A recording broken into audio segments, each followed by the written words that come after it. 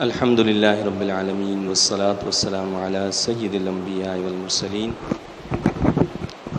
الحمد للہ درس قرآن کی یہ نشست نمبر 230 ہے۔ اس سے پہلے سورہ الانبیاء کی آیت نمبر 93 تک درس دیا جا چکا ہے۔ آج انشاءاللہ تعالی سورہ الانبیاء کی آیت نمبر 94 سے درس کا آغاز ہوگا۔ یہ سورہ الانبیاء کا 7واں اور آخری رکوع ہے۔ اس میں اللہ رب العزت کا ارشاد پاک ہے، اعوذ باللہ من الشیطان الرجیم، بسم اللہ الرحمن الرحیم، فمن يعمل من الصالحات وهو مؤمن فلا كفران لسعيه وإنا له كاتبون۔ پس جو شخص کرتا رہا کوئی نیک کام بشرطے کہ وہ مومن ہو تو رائیگاں نہیں جانے دیا جائے گا اس کی کوشش کو، اور ہم اس کے لیے اس کے عملوں کو لکھنے والے ہیں۔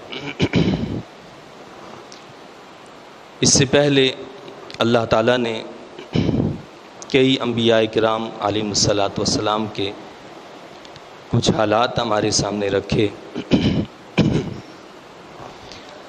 اور بتایا یہ گیا تھا کہ تمام انبیاء علیہم الصلاۃ والسلام کی دعوت وہ ایک ہی دعوت تھی، وہ توحید کی دعوت تھی۔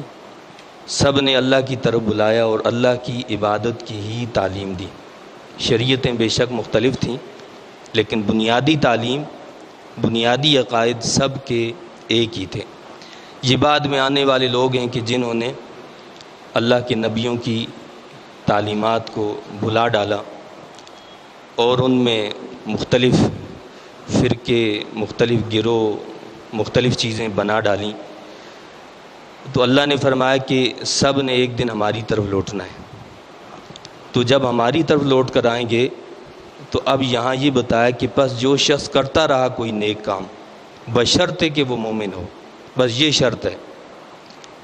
جس نے نیک کام کیا اس شرط کے ساتھ کہ اس کے دل میں ایمان بھی موجود تھا، تو اللہ نے فرمایا کہ رائیگاں نہیں جانے دیا جائے گا اس کی کوشش کو، وہ مرد ہو، عورت ہو، چھوٹا ہو، بڑا ہو، جس نے بھی ایمان کے ساتھ نیک عمل کیا ہے، اللہ کہتا ہے کہ وہ رائیگاں نہیں جائے گا۔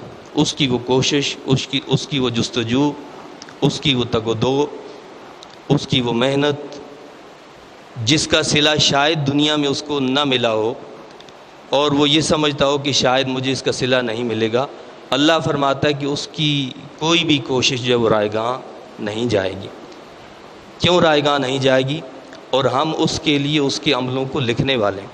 اللہ فرماتا ہے کہ ہم نے ہر چیز کو لکھ رکھا ہے۔ ایسا نہیں ہے کہ تم نے کوئی نیکی کی اور ہمارے ریکارڈ میں موجود نہ ہو، بلکہ ہمارے ریکارڈ میں ہر بات، ہر چیز موجود ہے۔ وَحَرَامٌ عَلَىٰ قَرْيَةٍ أَهْلَكْنَاهَا أَنَّهُمْ لَا يَرْجِعُونَ، اور ناممکن ہے اس بستی کے لیے جس کو ہم نے برباد کر دیا کہ اس کے باشندے پھر لوٹ کر آئیں۔ جس بستی کو اللہ نے ہلاک کر دیا ہو تو مقصد یہ ہے کہ وہ دوبارہ اٹھ کر نہیں آ سکتی ہے۔ جس کو ہم نے تباہ کر دیا کہ دوبارہ اس کو اٹھائیں اور اٹھ کر وہ آئے اور دوبارہ سے نیک عمل کرنا شروع کر دے، تو ایسا ناممکن ہے۔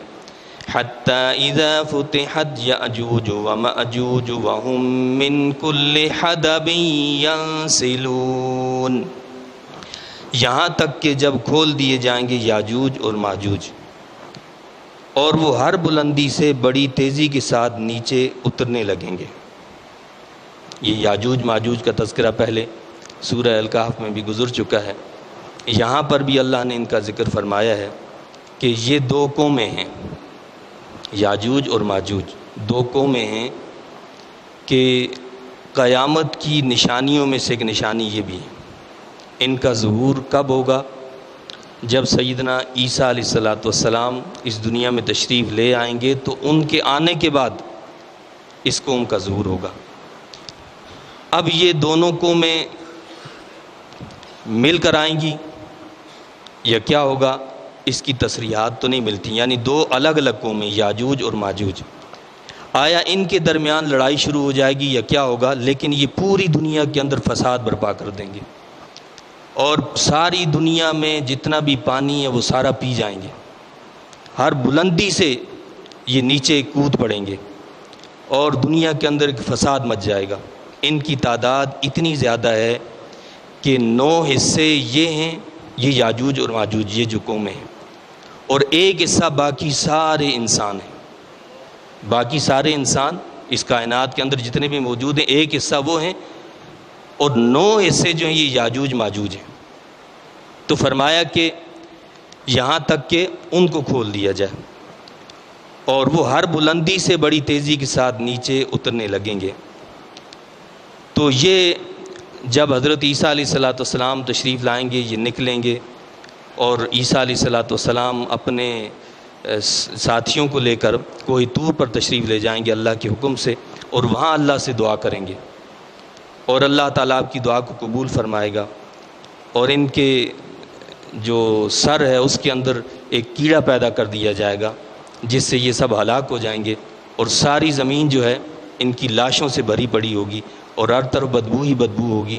تب پھر حضرت عیسیٰ علیہ السلام اللہ سے دعا کریں گے تو اللہ تعالیٰ کچھ پرندوں کو بھیجے گا جو ان کی لاشوں کو وہاں سے اٹھا کر جو ہے وہ کہیں پر لے جا کر پھینک دیں گے، اور پھر اللہ تعالیٰ بارش برسائے گا جس سے ساری زمین جو ہے وہ صاف ستھری ہو جائے گی۔ وَاقْتَرَبَ الْوَعْدُ الْحَقُّ فَإِذَا هِيَ شَاخِصَةٌ أَبْصَارُ الَّذِينَ كَفَرُوا، تب معلوم ہوگا کہ قریب آ گیا ہے سچا وعدہ، تو اس وقت تاڑنے لگ جائیں گی نظریں ان لوگوں کی جنہوں نے کفر کیا تھا۔ جب یہ بڑی بڑی نشانیاں نظر آئیں گی، اب تو جو انکار کرتے تھے وہ بھی کہیں گے کہ جی بس اب تو ہم ایمان لے آئیں، تو فرمایا کہ وہ بیکار ہے۔ اب کیا کہیں گے؟ یا ویلنا قد کننا فی غفلۃ من ھذا بل کننا ظالمین، وہ کہیں گے صد حیف، ہم تو غافل رہے اس امر سے بلکہ ہم تو ظالم تھے۔ اب اس بات کا اعتراف کرنا کہ ہم ظالم تھے وہ بیکار ہو جائے گا۔ اسی لیے فرمایا کہ ان نشانیوں سے پہلے پہلے ایمان لے آؤ، ان سے پہلے پہلے توبہ کر لو، اللہ اس توبہ کو قبول فرما لے گا۔ جب یہ نشانیاں، جب یہ غیوبات یہ سب سامنے آ گئے تو پھر کوئی ایمان، کوئی توبہ قابل قبول نہیں ہوگی۔ انکم وما تعبدون من دون اللہ حصب جہنم، اے مشرکو تم اور جن بتوں کی تم عبادت کیا کرتے ہو اللہ تعالیٰ کو چھوڑ کر، سب جہنم کا ایندھن ہوں گے۔ انتم لہا واردون، تم اس میں داخل ہونے والے ہو، یعنی نہ صرف یہ کہ تمہیں جہنم میں داخل کیا جائے گا، جن بتوں کی تم پوجا کیا کرتے تھے ان کو بھی جہنم میں داخل کر دیا جائے گا۔ وہ مورتیاں، وہ پتھر اور یہ ساری چیزیں، ان مورتیوں کا اور ان پتھروں کا تو کوئی قصور نہیں تھا، لیکن ان کو اس لیے جہنم کے اندر ڈالا جائے گا تاکہ مشرکین کو پتہ چلے کہ جن کی وہ عبادت کرتے تھے وہ معبود نہیں تھے، اگر وہ معبود ہوتے تو ان کو تو اس جہنم میں نہ ڈالا جاتا، تو وہ بھی ڈالے جائیں گے اور ان کے معبود بھی جو ہیں جہنم کے اندر داخل کر دیے جائیں گے۔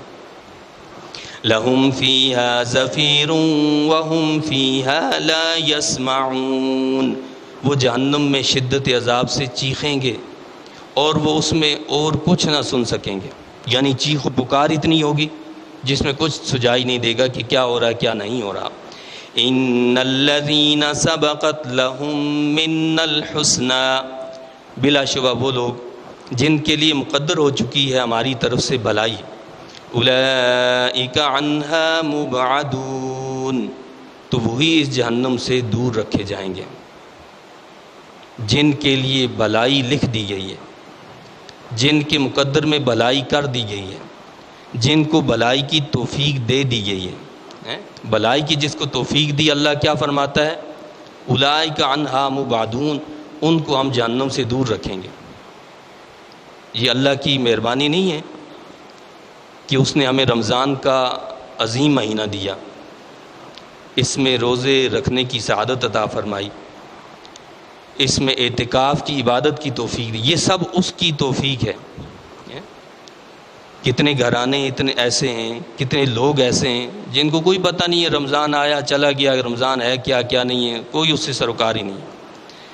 تو یہ اللہ کا خاص کرم ہے، یہ اس کی خاص مہربانی ہے کہ اس نے ہمیں توفیق دی ہے۔ لیکن ان نیکیوں کی، ان اعمال کی قدردانی کرنا، ان کو محفوظ رکھنا شیطان کے شرور سے، شیطان کی شرارتوں سے اور شیطان کے ان اعمال کو تباہ کرنے سے بچا کر رکھنا، یہ ہماری ذمہ داری ہے۔ تو فرمایا کہ جن کو ہم نے توفیق دے دی بھلائی کی، جن کے مقدر کر دی ہم نے، ان کو جہنم سے دور رکھا جائے گا۔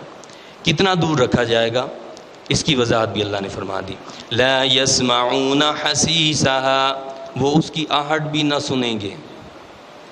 جہنم کی آگ کا جو شور ہوگا وہ صرف 40 سال کی مسافت سے سنا جائے گا، 40 سال کی مسافت سے سنا جائے گا۔ اللہ کیا فرماتا ہے کہ وہ جو نیک بندے ہوں گے، صالحین ہوں گے، جہنم میں جانا تو دور کی بات، وہ تو اس کا شور، اس کی آواز تک بھی نہیں سنیں، اس کی آہٹ بھی نہیں سنیں گے۔ اور یہاں اس بات کا بھی رد ہو گیا کہ اگر کسی کے ذہن میں یہ خیال آتا ہو کہ لوگ دنیا میں ایسے بھی موجود ہیں جنہوں نے حضرت سیدنا عیسیٰ علیہ السلام کو بھی اپنا معبود بنا لیا، حضرت عزیر علیہ السلام کو اپنا خدا بنا ڈالا، یا اسی طرح اللہ والوں کو جو ہے خدا بنا ڈالا، تو نعوذ باللہ ثم نعوذ باللہ، کیا ان کو بھی جہنم میں ڈالا جائے گا؟ اللہ نے اس کا رد کر دیا کہ یہ جو میرے بندے ہیں، جہنم میں جانا دور کی بات، یہ جہنم کی آہٹ کو بھی نہیں سنیں گے۔ اب جس نے عبادت کی ہے وہ جہنم میں جائے گا، اس لیے کہ انہوں نے تو کبھی تعلیم نہیں دی کہ ہماری عبادت کرو، انہوں نے تو ہمیشہ یہی کہا کہ اللہ کی عبادت کرو، میں بھی اللہ کی عبادت کرتا ہوں، تم بھی اللہ کی عبادت کرو۔ انہوں نے اللہ کی طرف بلایا اور ان کو بھی یہ کہا کہ تم بھی اللہ کی طرف آؤ، اسی کی عبادت کرو اور اسی کی طرف لوگوں کو بلاؤ۔ تو فرمایا اللہ نے کہ وہ اس کی آہٹ بھی نہ سنیں گے۔ وَهُمْ فِي مَا اشْتَهَتْ أَنفُسُهُمْ خَالِدُونَ، اور وہ ان نعمتوں میں جن کی خواہش انہوں نے کی تھی ہمیشہ رہیں گے۔ اب وہاں ایسی ایسی نعمتیں ہوں گی جو کسی آنکھ نے دیکھی نہیں، کسی کان نے سنی نہیں، تو جو دل میں آئے گا، جو چاہت ہوگی، جو مرضی ہوگی، وہاں اس کو وہ ملے گی۔ کیوں؟ اس نے دنیا میں اپنی چاہتوں کو اپنے رب کی رضا کے لیے فنا کر دیا تھا۔ ایک ہمارا نفس خواہش کرتا ہے، ہمارے نفس کی تمنا ہوتی ہے، ہماری آرزو ہوتی ہے کہ جی یہ ہو جائے، یہ کر لیں۔ ایک ہے رب کی جو ہے اس کا حکم ہے، اس کی تعلیم ہے، اس کے نبی صلی اللہ علیہ وسلم کا ارشاد ہے۔ وہ فرماتے ہیں کہ نہیں ایسا نہیں، ایسا کرو، ہمارا دل چاہتا ہے کہ نہیں ایسا کرو، لیکن وہ اللہ کے لیے اگر ہم چھوڑ دیتے ہیں، اللہ کے نبی صلی اللہ علیہ وسلم کے حکم کی وجہ سے، آپ کی تابعداری فرمانبرداری کی وجہ سے، جس سے آپ نے روکا ہے اس سے ہم رک جاتے ہیں، وہ نفس کو تو برا لگتا ہے اور اس پر قابو کرنا مشکل ہوتا ہے اور بڑا کڑوا گھونٹ ہوتا ہے، لیکن اس کی جزا یہ ہے کہ اب جب آخرت میں جائیں گے تو جو تمنا ہوگی، جو آرزو آگی، حتیٰ کہ جو خیال پیدا ہوگا، وہ چیز سامنے حاضر کر دی جائے گی۔ دنیا میں اپنی خواہشات کو مارا، وہاں ہر خواہش، ہر تمنا پر وہ چیز حاضر، کیونکہ تم نے دنیا میں ہمارے لیے اپنی خواہشات کو قربان کر دیا تھا۔ اور جس نے دنیا میں اپنی خواہشات کی پیروی کی، اپنی خواہشات پر چلتا رہا، وہ یہ سمجھتا ہے کہ آخرت میں بھی اس کو جو ایسا ہی بس جو اس کی تمنا ہوگی وہ ملے گا، ایسا نہیں ہوگا۔ وہاں کا معاملہ ہے، وہاں کیا ہوتا ہے؟ اس لیے کہ حکم تو یہ ہے کہ جس نے اپنی خواہشات کو ہمارے لیے چھوڑا ہوگا، ان کے لیے ہے کہ ان کی ہر خواہش کو، ہر تمنا کو، ہر آرزو کو وہاں پورا کر دیا جائے گا۔ لا يحزنهم الفزع الأكبر وتتلقاهم الملائكة، نہ غمناک کرے گی انہیں وہ بڑی گھبراہٹ اور فرشتے ان کا استقبال کریں گے۔ یعنی کتنی بڑی اللہ نے خوشخبری سنائی ہے ان خوش قسمت لوگوں کے لیے کہ وہ تو غمناک بھی نہیں ہوں گے، وہ بڑی جو گھبراہٹ ہے، بڑی گھبراہٹ والے دن بھی وہ غمناک نہیں ہوں گے۔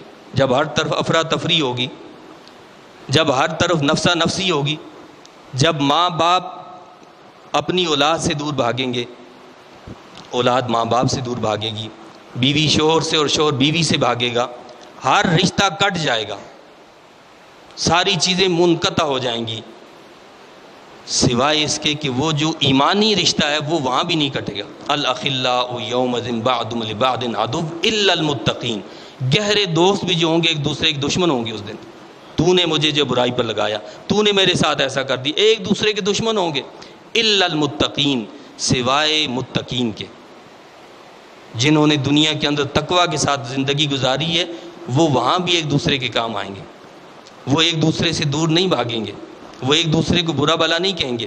تو فرمایا کہ اللہ تعالیٰ اس غمناک دن میں بھی ان کی حفاظت فرمائے گا, نہ غمناک کرے گی انہیں وہ بڑی گھبراہٹ, اور فرشتے ان کا استقبال کریں گے.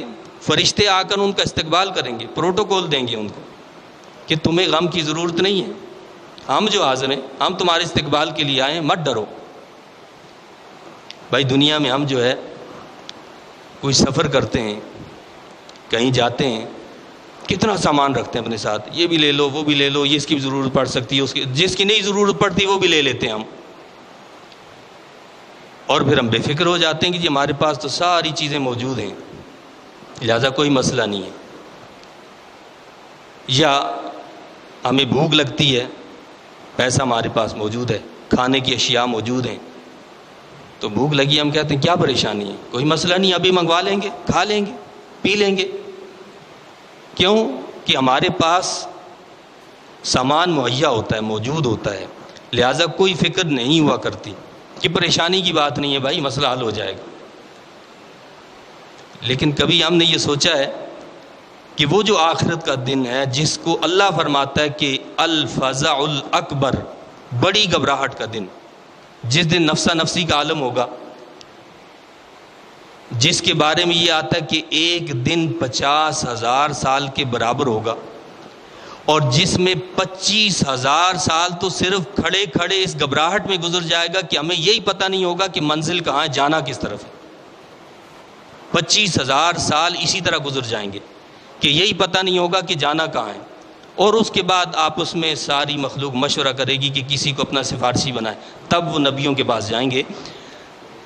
تو اس دن اللہ تعالیٰ کیا کرے گا, اپنے ان مخلص بندوں کی حفاظت فرمائے گا کہ انہوں نے سامان آگے بھیجا ہوا ہے, انہوں نے دنیا میں اپنی آخرت کے لیے سامان کر لیا تھا, لہٰذا ان کو فکر کی ضرورت نہیں. فرشتے آئیں گے کہ بھائی کوئی ضرورت نہیں ہے تمہیں غم کی, گھبرانے کی, پریشانی کی, ہم تمہارے استقبال کے لیے موجود ہیں, ہم تمہارے پروٹوکول کے لیے موجود ہیں, تمہاری حفاظت کے لیے موجود ہیں, تمہیں گھبرانے کی ضرورت نہیں ہے.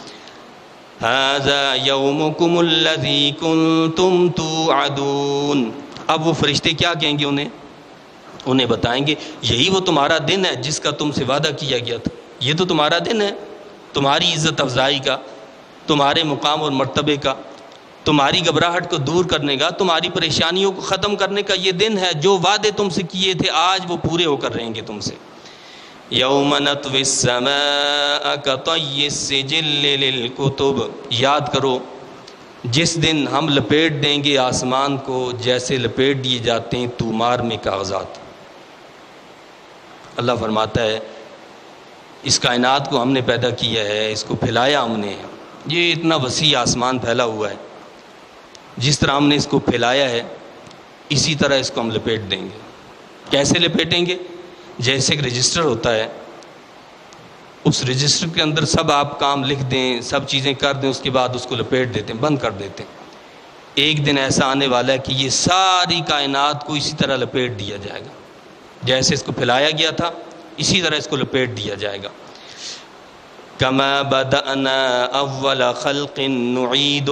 جیسے ہم نے آغاز کیا تھا ابتداء آفرینش کا, اسی طرح ہم اسے لوٹائیں گے, جیسے ابتدا کی تھی ویسے اس کو لوٹا دیا جائے گا. وعدن علینا. یہ وعدہ پورا کرنا ہم پر لازم ہے. اللہ فرماتا ہے یہ ہمارا وعدہ اور ہم اس کو پورا کریں گے. انا کنا فاعلین. یقیناً ہم ایسا کرنے والے ہیں, یہ ہو کر رہے گا. یہ کوئی نہ سمجھے کہ اس دنیا میں آئے ہمیشہ اس دنیا میں رہیں گے یا یہ دنیا ہمیشہ قائم رہے گی. فرمایا کہ اس دنیا کی کوئی چیز باقی رہنے والی نہیں ہے. جو زمین پر موجود ہے اس نے ختم ہو جانا ہے, خود اس زمین نے بھی ختم ہو جانا ہے, اس کائنات کی ہر شے نے فنا ہو جانا ہے. وَلَقَدْ كَتَبْنَا فِي الزَّبُورِ مِن بَعْدِ الذِّكْرِ أَنَّ الْأَرْضَ يَرِثُهَا عِبَادِيَ الصَّالِحُونَ، اور بے شک ہم نے لکھ دیا ہے زبور میں پند و موعظت کے بیان کے بعد کہ بلا شبہ زمین کے وارث تو میرے نیک بندے ہوں گے، زمین کے وارث نیک بندے ہوں گے۔ اب کچھ احمقوں نے یہ سمجھ لیا کہ جی جو دنیا میں حکمران بن گئے تو وہ اس زمین کے وارث ہیں، وہ نیک ہیں۔ جو زمین میں جو ہے جس کے پاس حکومت آ گئی ہے، جو حاکم بن گیا ہے، وہ نیک بندہ ہے۔ کیوں جی؟ قرآن کہتا ہے ان الارض یرثها عبادی الصالحون، بلا شبہ زمین کے وارث تو میرے نیک بندے ہوں گے، یہ سارے نیک ہیں۔ یہ جتنے بدماش ہیں، کوئی سپر پاور بنا ہوا ہے، کوئی کیا بنا ہوا ہے اپنے آپ کو، کہ یہ سارے جنت میں جائیں گے، نعوذ باللہ۔ اللہ نے یہ نہیں فرمایا ہے، اللہ نے یہ فرمایا کہ ہم نے زبور میں بھی یہ بات لکھی ہے جو نصیحت کی ہے، اس کے بعد کیا بات لکھی ہے؟ ان الارض یرثها عبادی الصالحون، بلا شبہ زمین کے وارث تو میرے نیک بندے ہوں گے۔ یہاں زمین سے مراد جنت کی زمین ہے، دنیا کی زمین مراد نہیں۔ ہاں دنیا میں بھی اللہ جس کو چاہے دے دے گا، لیکن جو ان سے وعدہ ہے وہ اصل میں جنت کی زمین کا وارث ان کو بنایا جائے گا، صالحون کو، جو نیک بندے ہیں اللہ کے، ان کو جنت کی زمین کا وارث بنایا جائے گا۔ اس زمین کا وعدہ نہیں کیا۔ ہاں اللہ نے یہ بھی فرمایا کہ یہاں پر بھی ہم دیں گے۔ دیکھیں ہم نے پیچھے پڑھا، حضرت سلیمان علیہ السلام، حضرت داؤد علیہ السلام کو اللہ نے دنیا کی سلطنت بھی دی، دنیا کا حاکم بھی بنایا، اور ہواؤں پر بھی جو ہے ان کو کنٹرول دیا، اور بڑے بڑے پتھر، جنات، سرکش جو ہیں وہ بھی ان کے تابع فرما، یہ ساری چیزیں تھیں۔ لیکن جو اللہ نے یہاں وعدہ کیا وہ دراصل جنت کی زمین کا وعدہ کیا ہے کہ جنت کی زمین کا وارث ہم صرف صالحین کو بنائیں گے۔ ان فی ھذا لبلاغا لقوم عابدین، یقیناً اس قرآن میں کفایت ہے اس قوم کی فلاح دارین کے لیے جو عبادت گزار ہے۔ اس میں اس قوم کے لیے فلاح دارین ہے۔ یہ قرآن کافی ہے کس کے لیے؟ اس قوم کے لیے جو عبادت گزار ہے۔ یہ اس کو آگاہ کرتا ہے کہ تم پریشان نہ ہو، دنیا میں اگر تمہیں نیکی کا صلہ نہیں ملا ہے تو آخرت میں ضرور تمہیں اس کا صلہ مل کر رہے گا۔ وَمَا أَرْسَلْنَاكَ إِلَّا رَحْمَةً لِّلْعَالَمِينَ، اور نہیں بھیجا ہم نے آپ کو مگر سراپا رحمت بنا کر سارے جہانوں کے لیے۔ اللہ تعالیٰ نے اپنے محبوب صلی اللہ علیہ وسلم کے لیے کیا فرمایا ہے کہ آپ سراپا رحمت بن کر آئے، اپنوں کے لیے بھی، بیگانوں کے لیے بھی، دشمنوں کے لیے بھی، دوستوں کے لیے بھی، جہان والوں کے لیے بھی اور جہان کے لیے بھی، صرف جہان نہیں، جہانوں، العالمین، تمام جہانوں کے لیے، تمام جہان والوں کے لیے رحمت بن کر اللہ کے نبی صلی اللہ علیہ وسلم تشریف لائے۔ یہ آپ کی رحمت ہی ہے کہ جس کی وجہ سے اس امت پر کوئی ایسا عذاب اللہ نے نازل نہیں کیا کہ جس طرح پہلی قوموں پر نازل ہوتا تھا کہ ساری قوم کو ملیمیٹ کر دیا جاتا تھا، ساری قوم تباہ کر دی جاتی تھی۔ اللہ کے نبی صلی اللہ علیہ وسلم کی وجہ سے، آپ کے توسل سے اللہ تعالیٰ نے ساری امت کو برباد نہیں کیا، ملیمیٹ نہیں کیا، آپ کی وجہ سے۔ اور اگر جو آپ سے فیضیاب نہیں ہوتا تو اس کا اپنا قصور ہے۔ بھائی دریا بہہ رہا ہو، کنارے پر ایک شخص جا کر کھڑا ہو جائے اور اپنے ہاتھ پانی کے لیے نہ بڑھائے، پیاسا ہو، پانی لینے کے لیے ہاتھ نہ بڑھائے، وہ پانی خود تو اس کے منہ میں آ کے نہیں گرے گا۔ سورج کی روشنی بڑی آب و تاب کے ساتھ چمک رہی ہو اور کوئی اس کے درمیان کھڑا ہو کر اپنی آنکھوں کو بند کر ڈالے تو یہ قصور سورج کا ہے یا آنکھیں بند کرنے والوں کا ہے؟ جنہوں نے آنکھیں بند کر رکھی یہ قصور ان کا ہے۔ وہ اس رحمت سے فیض حاصل نہیں کرنا چاہتے تو قصور ان کا ہے۔ رحمت کی بارش تو برس رہی ہے، اب زمین اگر بنجر ہے تو یہ بارش کا قصور نہیں ہے، یہ اس زمین کا قصور ہے۔ اگر زمین زرخیز ہو تو وہ بارش کا ایک قطرہ بھی جو اس پر پڑے گا تو ضرور اس زمین کو فائدہ پہنچے گا۔ لیکن زمین ہی بنجر ہو، وہ ایکسیپٹ ہی نہ کرتی ہو، وہ کسی باہر کی چیز کو قبول ہی نہ کرتی ہو، تو اس میں بارش کو قصوروار تو نہیں ٹھہرائیں گے۔ تو اللہ کے نبی صلی اللہ علیہ وسلم کے لیے اللہ نے کیا فرمایا؟ آپ تمام جہانوں کے لیے رحمت بن کر تشریف لائیں۔ قل انما یوحى الی انما الہکم الہ واحد، فرما دیجئے کہ میرے پاس تو صرف یہ وحی آئی ہے کہ تمہارا خدا وہی ہے جو ایک خدا ہے۔ میں اپنے پاس سے باتیں نہیں کہتا، آپ فرما دیں کہ میں تو وحی سے بات کرتا ہوں، جو میرا رب مجھے وحی کرتا ہے، جو مجھے بتاتا ہے وہ بات تم سے کرتا ہوں۔ تو الہ جو ہے، خالق جو ہے، مالک جو ہے، عبادت کا مستحق جو ہے، وہ یکتا اور تنہا ہے، وہ اللہ ہے۔ فَهَلْ أَنْتُمْ مُسْلِمُونَ، پس کیا تم اسلام لانے کے لیے تیار ہو؟ فَإِن تَوَلَّوْا فَقُلْ آذَنْتُكُمْ عَلَى سَوَاءٍ، اگر وہ پھر بھی روگردانی کریں تو آپ فرما دیجئے کہ میں نے آگاہ کر دیا تمہیں پوری طرح۔ یعنی پھر بھی کوئی منہ موڑ لیتا ہے، اعراض کرتا ہے، اسلام کو قبول نہیں کرتا ہے، اسلام کی تعلیمات پر عمل کرنا نہیں چاہتا ہے، فرمایا میرا کام تھا تمہیں آگاہ کر دینا، تمہیں بتا دیے کہ اگر اللہ کی تعلیمات پر عمل نہیں کرو گے تو وہاں سخت عذاب اللہ نے تیار کر رکھا ہے۔ یا مقصد یہ ہے کہ میں نے تمہیں آگاہ کر دیا ہے، اب تم جس طرح میرے دشمن ہو تو میں تمہارا دشمن ہوں، تم میرے ساتھ اگر اعلان جنگ کرتے ہو تو میں تمہارے ساتھ اعلان جنگ کرتا ہوں، میں نے پہلے سے تمہیں آگاہ کر دی ہے۔ کل یہ نہ کہنا کہ بغیر بتائے ہم پر حملہ کر دیا ہے، تو فرمایا کہ آپ بتا دیں کہ میں نے آگاہ کر دیا ہے تمہیں پوری طرح۔ وَإِنْ أَدْرِي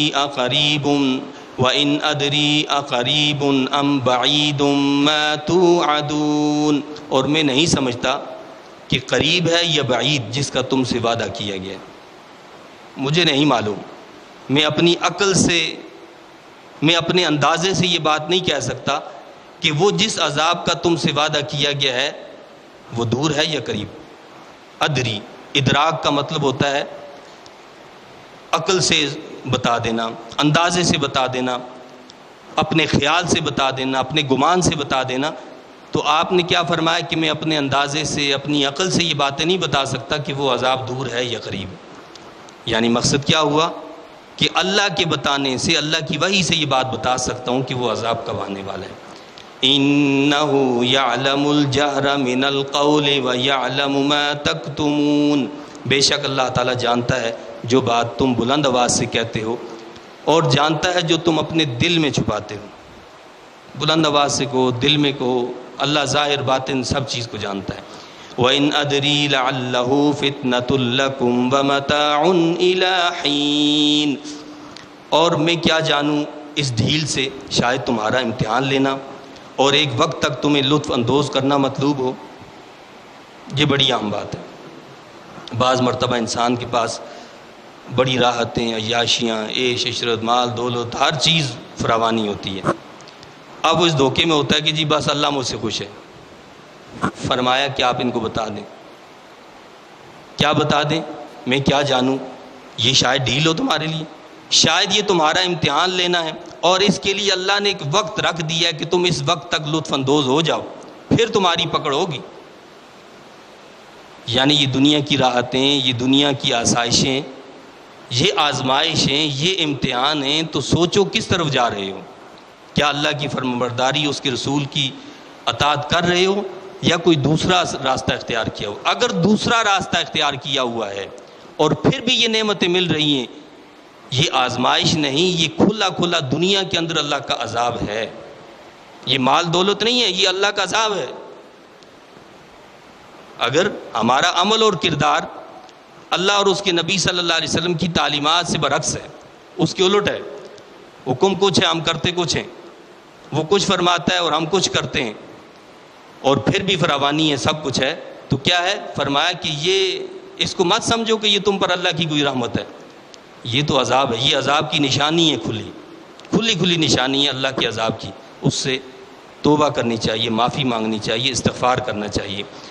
قال رب احکم بالحق، آپ نے عرض کی میرے رب فیصلہ فرما دے ہمارے درمیان حق کے ساتھ۔ یہ لوگ بات سننے کے لیے تیار نہیں ہیں، مولا تو ہی ہمارے درمیان فیصلہ کر دے۔ وَرَبُّنَا الرَّحْمَنُ الْمُسْتَعَانُ عَلَى مَا تَصِفُونَ، اور ایک کفار، ہمارا رب وہ ہے جو رحمان ہے اسی سے مدد طلب کی جاتی ہے ان باتوں پر جو تم کرتے ہو، تمہاری باتوں پر، تمہاری تکلیفوں پر، تمہاری اذیتوں پر میں اپنے رب سے ہی مدد کا طلبگار ہوں، وہی میری مدد فرمائے گا۔ تو بندہ مومن کی شان یہ ہے کہ کسی بھی مشکل میں، کسی بھی پریشانی میں، کسی بھی تکلیف میں وہ اپنے رب سے رجوع کرتا ہے، وہ اس سے لو لگا کر رکھتا ہے، وہ اس سے مانگتا ہے، وہ اس سے مدد کا طلبگار ہوتا ہے۔ اللہ تعالیٰ اسے تنہا نہیں چھوڑتا، اس کی ضرور مدد فرماتا ہے۔ بسم اللہ الرحمن الرحیم، یا ایہا الناس اتقوا ربکم ان زلزلۃ الساعۃ شیء عظیم۔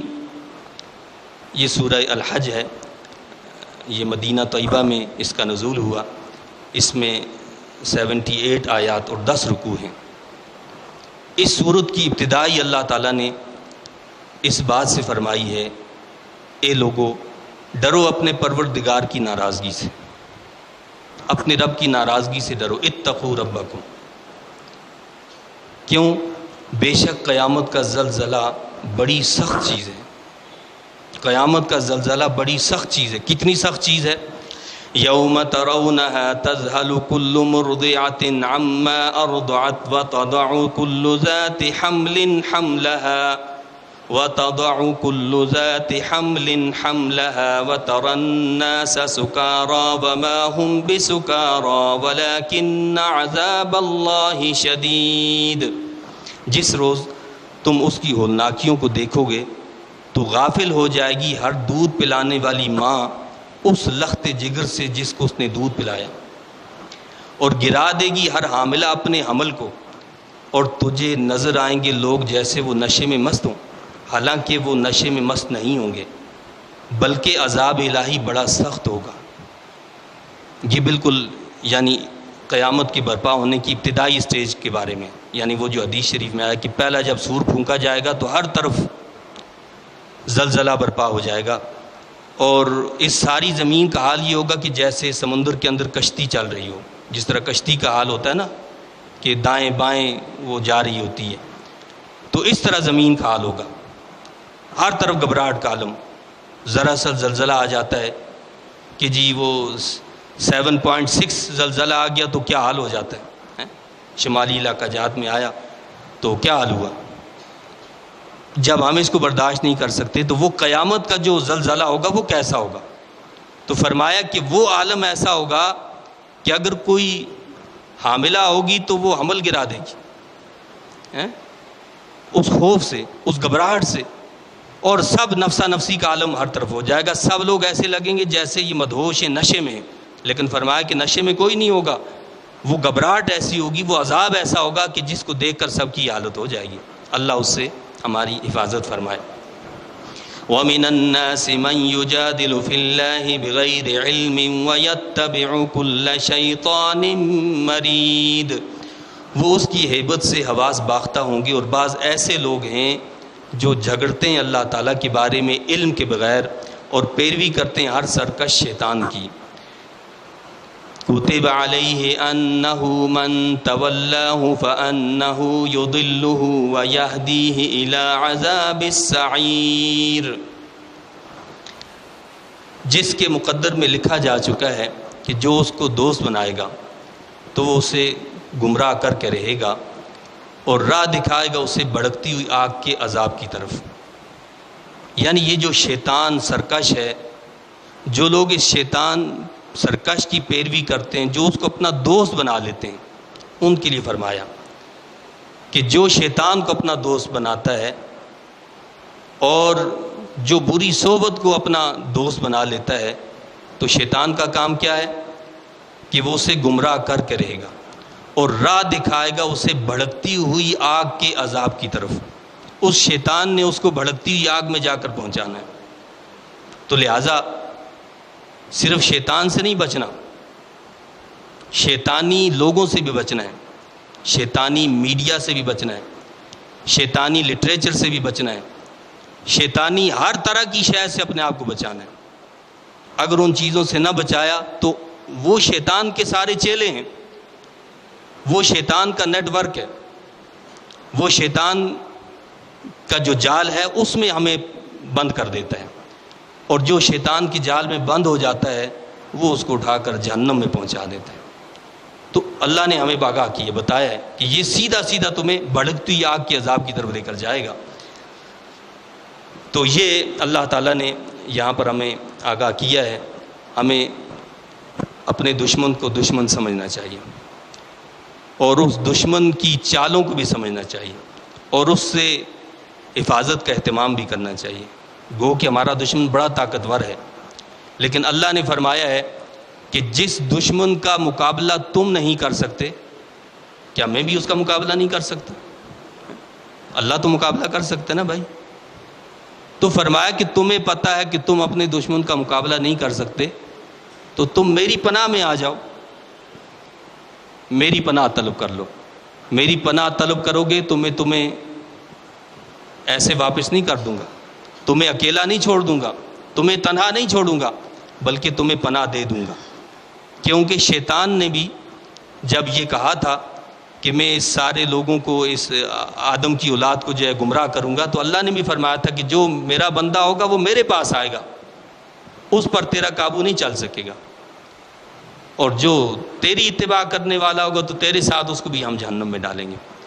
تو اللہ نے ہمیں بڑا مضبوط ہتھیار دیا ہے کہ شیطان کی وسوسوں سے اور شیطان کی چال بازیوں سے اللہ کی پناہ طلب کی جائے کہ اعوذ باللہ من الشیطان الرجیم، میں اللہ کی پناہ میں آتا ہوں شیطان کے ہر شر سے، شیطان مردود کے ہر شر سے اللہ کی پناہ میں آتا ہوں۔ یا اللہ مجھے تو اپنی پناہ میں رکھنا، اور شیطان کے ہتھے نہ چڑھانا، شیطانی گروہ میں مجھے داخل نہ کرنا، شیطانی راہوں پر مجھے نہ چلا دینا۔ رمضان مبارک کا یہ مہینہ ہم سے رخصت ہوا جا رہا ہے، یہی وہ مہینہ ہے جس کے بارے میں اللہ کے نبی صلی اللہ علیہ وسلم نے کیا فرمایا تھا، وہ حدیث شریف کا مفہوم ہے کہ میں جب ممبر پر چڑھا، پہلا قدم رکھا تو فرمایا آمین، دوسرا قدم رکھا تو فرمایا آمین، تیسرا قدم رکھا تو فرمایا آمین۔ صحابہ کرام نے عرض کی یا رسول اللہ صلی اللہ علیہ وسلم، یہ عجیب بات دیکھی ہم نے، یہ آپ نے ایسے کیوں کیا؟ تو فرمایا کہ میرے پاس جبرائیل آئے تھے، جبرائیل امین علیہ السلام نے جو باتیں کی ان میں سے ایک بات کیا تھی کہ جبرائیل علیہ السلام نے فرمایا کہ جس نے رمضان المبارک کا مہینہ پایا اور اس نے اپنے گناہوں کی بخشش نہ کروا لی، وہ تباہ اور برباد ہو جائے۔ میں نے اس پر کہا آمین۔ دعا کرنے والے جبرائیل امین علیہ السلام، آمین کہنے والے محمد رسول اللہ صلی اللہ علیہ وسلم ہیں۔ کیا دعا کی قبولیت میں کوئی شک ہے؟ وہ تو مقبول ہی مقبول ہے۔ تو رمضان کا یہ بابرکت مہینہ، ہماری بخشش نجات کا مہینہ اللہ نے ہمیں دیا، رحمت کا عشرہ چلا گیا، مغفرت کا عشرہ چلا گیا، جہنم سے خلاصی کا عشرہ اور آخری دن۔ اب بھی اگر ہم اپنے رب سے اپنے تعلق کو مضبوط نہ کریں، نہ جوڑیں، یہ آخری ایام بڑی اہم، یہ نچوڑ ہیں یعنی پورے مہینے کا، طاق راتیں انہی میں رکھی ہوئی ہیں اللہ نے۔ تو ان کی تگ و دو کرنا، کوشش کرنا، ان میں توبہ استغفار کرنا، معافی مانگنا، اور اللہ سے یہ التجا کرنا کہ یا اللہ اس مہینے کو ہماری بخشش کا ذریعہ بنانا، اس میں ہماری بخشش فرما دینا، ہمیں جہنم سے چھٹکارا عطا فرما دینا۔